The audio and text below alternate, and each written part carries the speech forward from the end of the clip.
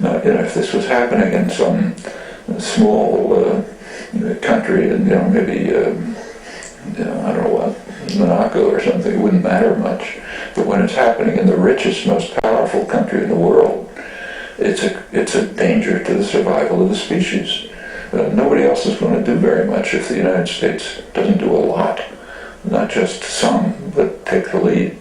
So we're essentially saying, let's kiss each other goodbye. Well, that's the sober assessment.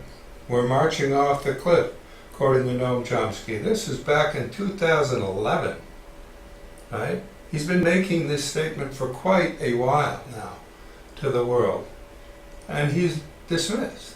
He's not even written up in most of the mainstream media. Things like Truth Out carry his op-ed statements, but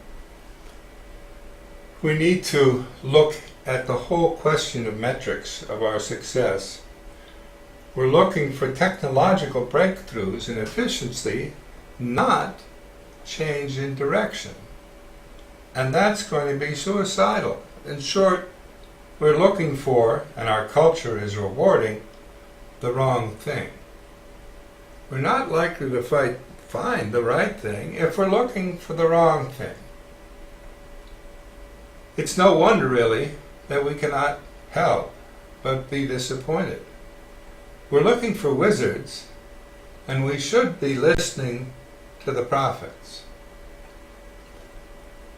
The Rhodes Scholars get together every once in a while, and they're almost as pompous as Harvard University and the other universities in the area, but at least every once in a while the question is posed.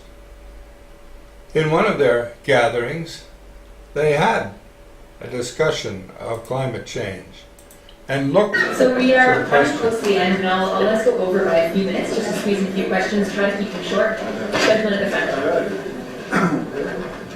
Tim Marshall, Bailey 69. I'm curious if any of you on the panel, or in fact those of you in the room, are nervous about the underlying metaphors we've been using today, because in effect we're sliding into vocabulary that gets us nowhere fast. We're looking at things like, I think you used the phrase green growth, for example. It's now coming into the vocabulary of sustainable growth, as if that's possible, that kind of oxymoron. Or nuclear safety, probably not. Or business ethics, or for that matter, military intelligence. I mean, we seem to accept terminology that is absolutely incoherent. And green consumerism is not going to get us there. Why? Well, because it's to the consumerism that's driving the problem. Now, whether or not we get more efficient at it is very amply demonstrated by Dan. I mean, you can't get a better person at getting better delivery of services, bang for the buck, whatever you want to use. But at some point, he's not inviting people to self-impose self-restraint. He's delivering more energy to them more cheaply. And in a culture that's dominated by consumerism, all that's going to do is hasten and make more efficient extinction. Hasten and make more efficient extinction. All our wizards are involved in trying to make extinction more efficient, not in trying to avoid it. It's the prophets who are saying, listen, down that route there's no future.